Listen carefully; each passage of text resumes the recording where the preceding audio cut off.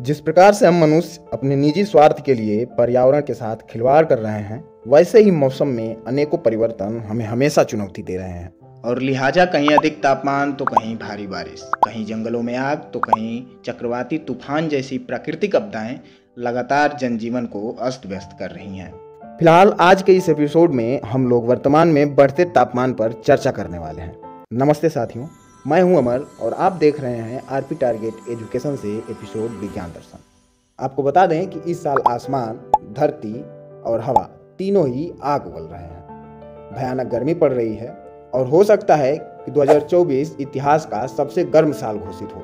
इसके पीछे की वजह पिछले साल शुरू हुआ एक वैश्विक मौसमी बदलाव है जो इस साल फिर से बदल रहा है। आइए जानते हैं इस बार इतनी गर्मी क्यों पड़ रही है। दोस्तों, साल 2023 इतिहास का सबसे गर्म साल था। इस साल ये रिकॉर्ड टूट सकता है। साल 2024 सबसे ज्यादा गर्म साल का नया रिकॉर्ड बना सकता है।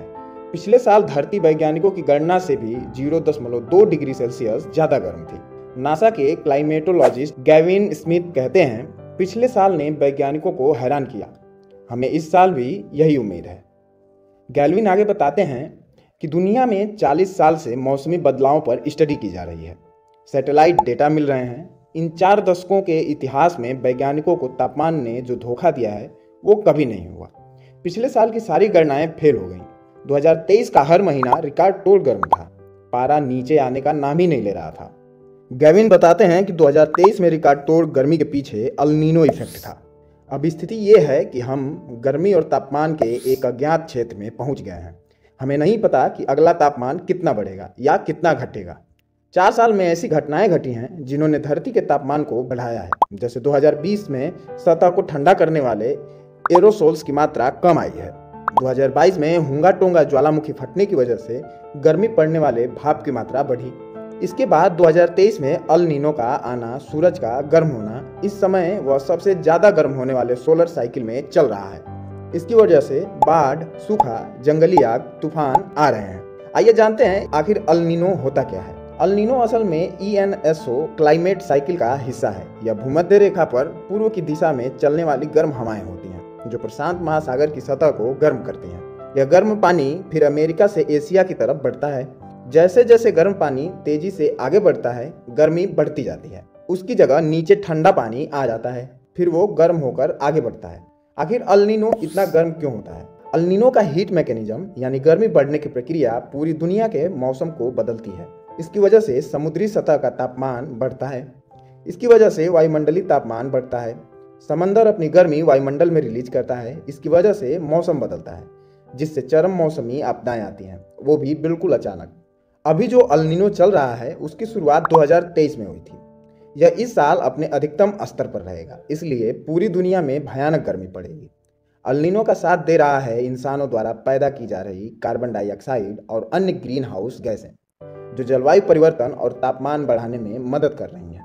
दोस्तों, आपको बता दें कि इस साल यानी 2024 अब तक के साल का सबसे गर्म साल होने वाला है। इस साल की गर्मी को लेकर जो भविष्यवाणियां हैं वो बेहद डरावनी हैं। क्लाइमेट मॉडल इस बात की आशंका जता चुके हैं कि ये साल इतिहास का सबसे ज्यादा गर्म साल होने वाला है और इसकी मुख्य वजह अल नीनो है, साथ में इंसानों द्वारा पैदा की जा रही गर्मी। ये तापमान प्री इंडस्ट्रियल काल से 1.5 डिग्री ज्यादा की तरफ बढ़ रहा है।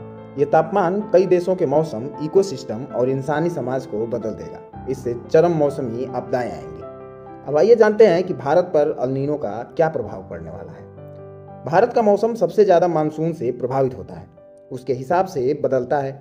अल नीनो की वजह से इस बार भारत के मौसम पर बड़ा असर पड़ेगा। वातावरण में अल नीनो का प्रभाव मानसून को कमजोर करता है, जिससे बारिश कम होती है और सूखे की नौबत तक आ जाती है। इसका असर खेतीबाड़ी पर होगा, जल स्रोतों पर होगा। इससे पूरे देश की इकोनॉमी पर असर पड़ेगा। इसलिए इसके असर को समझते हुए अभी से सरकार और लोगों को प्लानिंग करनी चाहिए, नहीं तो गर्मी हालात खराब कर देगी और पूरे मानव जीवन को अस्त व्यस्त कर देगी। मेरे प्यारे साथियों, आपको बता दें, इस बढ़ते पॉल्यूशन और क्लाइमेट को बचाने के लिए हमें अधिक से अधिक पेड़ पौधे लगाने की जरूरत है। साथियों, हमें उम्मीद है कि आज की वीडियो से आपको काफ़ी अच्छी जानकारी मिली होगी। तो ऐसी ही जानकारियों के लिए हमारे आरपी टारगेट परिवार से जुड़े रहिए तथा अपने कीमती सुझाव कमेंट बॉक्स में जरूर लिखिए। धन्यवाद। नमस्कार।